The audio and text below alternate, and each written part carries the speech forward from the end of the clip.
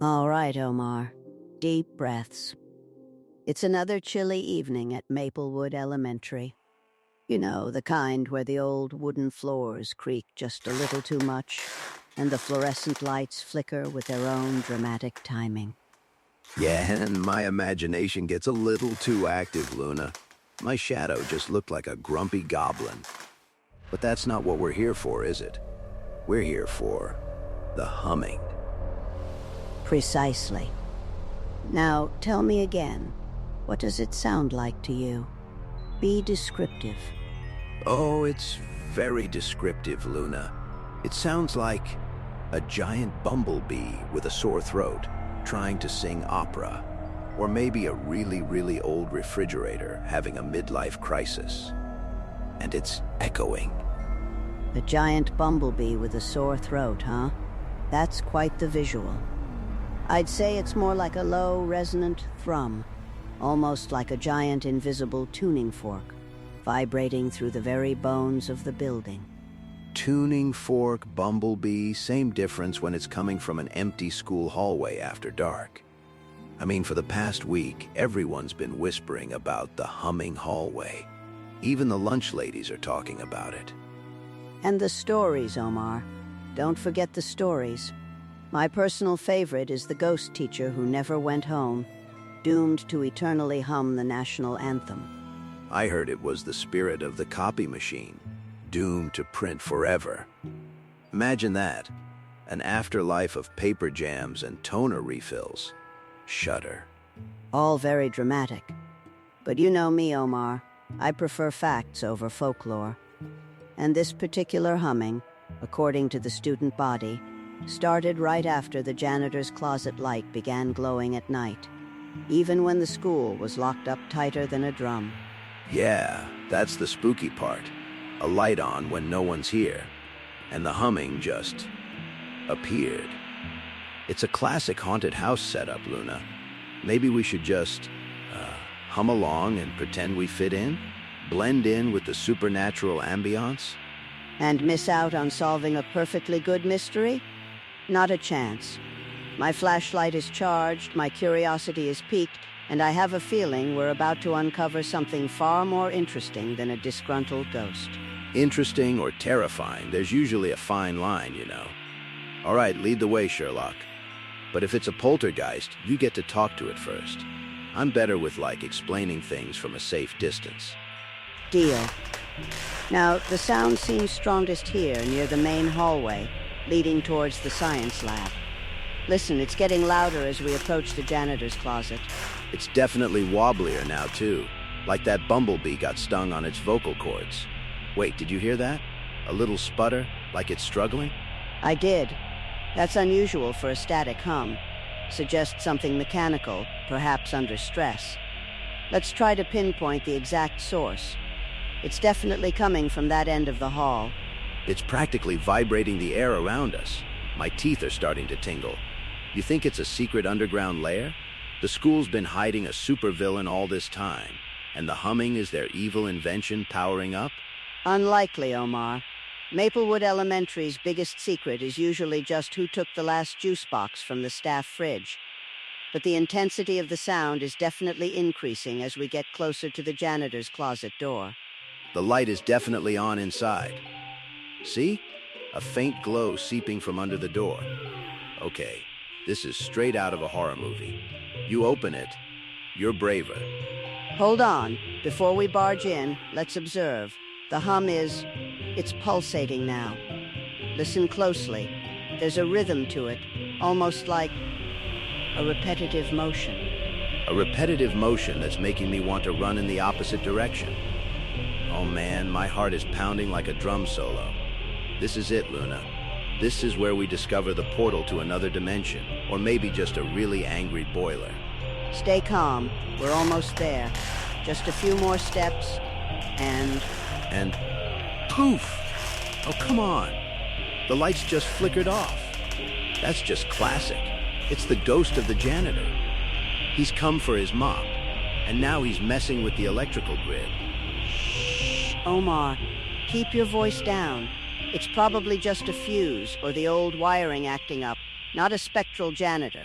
Don't let your imagination run wild. Here, I've got my flashlight. Easy for you to say. You're not the one picturing a shadowy figure with a glowing bucket coming for us. Okay, fine. Flashlight on. Let's see what fresh terror awaits. There, look. What's that sticking out from under the janitor's door? It's shiny. Shiny? Like a ghostly eyeball? Or maybe a very tiny, very sparkly monster claw? Be careful, Luna. I'm reaching for it. It feels plasticky and a little bristly. What in the... It's a toothbrush. A toothbrush? Wait, is the hallway brushing its teeth? Or did the janitor just leave his hygienist appointment in a hurry and drop it? That doesn't explain the humming, though. Unless the toothbrush is humming? Highly unlikely, but it's a clue, a misplaced object. Now the humming is starting again, louder, faster, like it's excited by the toothbrush. It's building up to something. Oh man, this is it. The big reveal. What if the toothbrush is like a key, and now it's unlocked something truly horrifying? Only one way to find out. Take another deep breath, Omar. We're opening the door. Okay. On the count of 3. 1, 2... Don't tell me what's in there. Just describe it calmly if it's a monster. Or scream if it's really bad. Ready? And... open. Whoa! What in the... It's the janitor's robot vacuum. And it's tangled up in a pile of coats. And it's happily humming as it spins in circles trying to untangle itself. Oh, Omar, I can't believe it.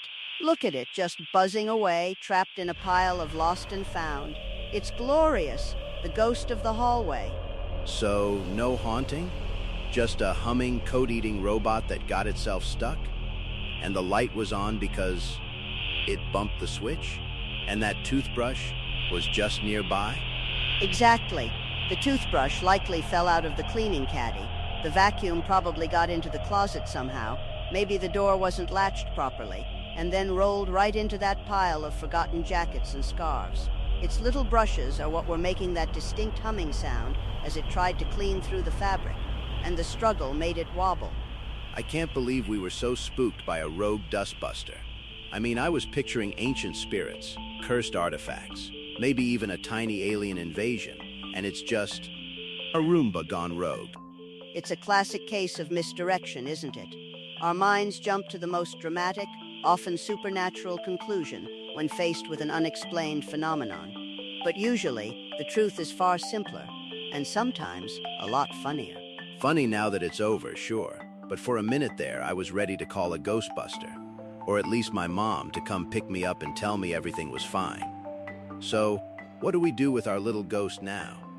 We untangle it, of course, and maybe leave a note for the janitor to, secure his cleaning crew better. And someone should really teach this thing how to stay out of the lost and found. It's a miracle it didn't suck up a sock puppet or something even more sentimental. I'm just glad it wasn't the spirit of the copy machine after all. Imagine being eternally haunted by the sound of a paper jam. That's a nightmare I wouldn't wish on anyone. This is much better, even if it did make my heart skip a few beats. Indeed. It just goes to show, Omar, that sometimes the most mysterious noises have the most mundane yet utterly charming explanations.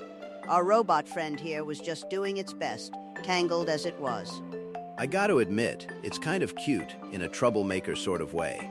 Like a tiny metal puppy, a very loud humming metal puppy. But I'm still not entirely convinced it didn't have some nefarious plan to clean the entire school in its own chaotic way. Perhaps its plan was simply to explore. Who knows what adventures it had before getting caught in the coat trap. This just highlights the importance of observation, even when things seem spooky. A flickering light, a specific hum, a misplaced toothbrush, they're all clues leading to a logical conclusion, even if it's a bit unusual. Yeah, and my role is to supply the dramatic theories and the occasional shriek. Teamwork, right?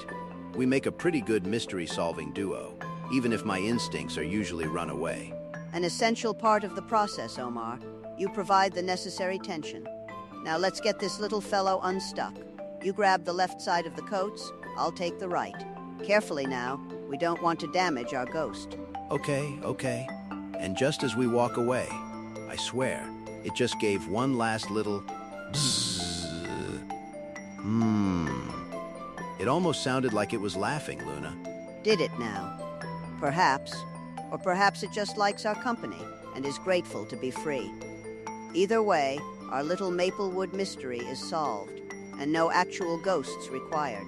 Which is good, because I left my ghost repellent spray at home. It's mostly just scented water, but it makes me feel better. Haha. Well, you won't need it tonight, my friend. Another mystery solved, detectives. Remember, keep your eyes open, your flashlights handy, and your curiosity buzzing.